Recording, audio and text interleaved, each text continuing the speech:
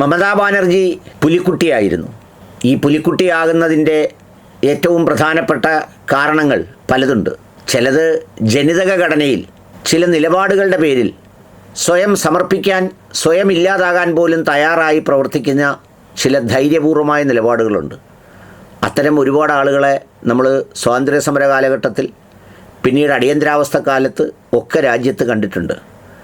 അത്തരമൊരു നിൽപ്പാണ് ഇന്ത്യയുടെ പ്രതിപക്ഷ നേതാവ് രാഹുൽ ഗാന്ധി പലപ്പോഴും കാണിച്ചിട്ടുള്ളതെങ്കിൽ, വലിയ ആക്രോശങ്ങളിലൂടെ ചൂണ്ടുവിരലിൽ രാഷ്ട്രീയത്തെ നിർത്തുന്നതിലും ഒരുപക്ഷെ ഇത്തവണത്തെ സർക്കാർ രൂപീകരണത്തിൻ്റെ ഫലം അത് ഈ രൂപത്തിലാക്കുന്നതിന് വലിയ പങ്ക് വഹിച്ച ആളുമാണ് നമ്മുടെ തൃണമൂൽ കോൺഗ്രസിൻ്റെ നേതാവ് മമതാ ബാനർജി. കാരണം അന്ന് നിതീഷ് കുമാറിനെ ഇന്ത്യ മുന്നണിയുടെ കൺവീനറാക്കിയാൽ താൻ സഹകരിക്കില്ല എന്ന് പ്രഖ്യാപിച്ചത് കൂടാതെ അവർ അത്തരം യോഗങ്ങളിലൊന്നും പങ്കെടുക്കാതെ പ്രതിനിധികളെ അയച്ച് അധികാരത്തിൻ്റെ ധാർഷ്ട്യവും കടുപ്പവും അതിൻ്റെ കാഠിന്യത്തിലും മൂർധന്യാവസ്ഥയിലും പ്രകടിപ്പിച്ച ആളായിരുന്നു. പക്ഷേ ഇപ്പോഴത്തെ സ്ഥിതി എന്താ? വീണിതല്ലോ കിടക്കുന്നു ധരണിയിൽ എന്ന് കവിത അനുസ്മരിപ്പിക്കും വിധം ഇന്ന് ഇന്ത്യൻ രാഷ്ട്രീയത്തിലെ ഏറ്റവും പരാജിതയായി, ഏറ്റവും പരാജയപ്പെട്ട നേതാവായി വിലയിരുത്തപ്പെടുന്നത് ഈ മമതാ ബാനർജിയാണ്. ഞാൻ പറഞ്ഞത്, ഇന്നവർക്ക് പഴയ ശൗര്യമില്ല. പുലിക്കുട്ടിയെപ്പോലെ ഗർജിച്ച അവർ ഇന്ന് പശ്ചിമ ബംഗാളിൽ ആക്രമിക്കപ്പെടുന്നുണ്ട്. ദേ ഒരു വീഡിയോ ദൃശ്യം കാണാം.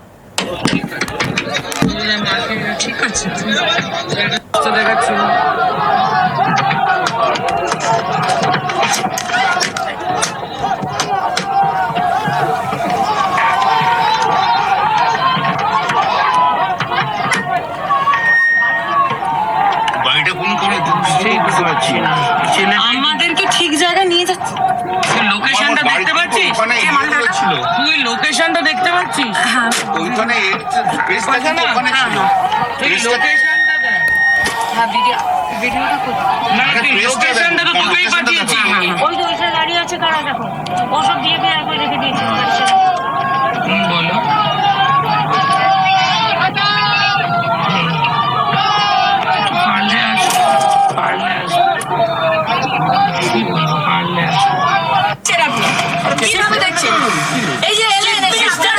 এখানে চিফ মিনিস্টার আর বিজেপির সন্ত্রাস চলছে। চলো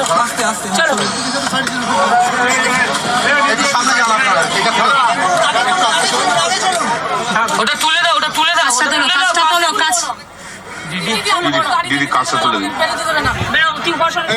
Former West Bengal Chief Minister Mamata Banerjee's vehicle was attacked while she was on her way to meet TMC worker in North 24 Parganas. As per former CM Mamata Banerjee, large stones were hurled at my car and by anti-social elements right in front of the police. The attack on the vehicle was so severe that if the windows had been opened, my head would have been split open. 24 Pargana districtil അവരുടെ ഒരു പ്രവർത്തകരെ ആരോ ആക്രമിക്കപ്പെട്ടവരെ കാണാൻ പോയപ്പോഴാണ് ആയുധങ്ങളുമായി ഇങ്ങനെ ആക്രമിച്ചത്. ഇത് അവിടെ പുതുമയല്ല. സുവേന്ദു അധികാരി ഇതുപോലെ തന്നെ പല ഘട്ടങ്ങളിൽ ആക്രമിക്കപ്പെട്ടിട്ടുണ്ട്. അന്ന് മോബോക്രസിയെ സംരക്ഷിച്ചവരാണിവർ. ഇപ്പോൾ അതേ മോബോക്രസി തന്നെ ഇവരെയും ആക്രമിക്കുന്നു. പക്ഷെ വ്യത്യാസം, അധികാരം നഷ്ടപ്പെട്ടപ്പോൾ ശൗര്യം പോയി. സ്വന്തം പാളയത്തിൽ നിന്നവർ തന്നെ പൊളിച്ചുകൊണ്ടുപോയി.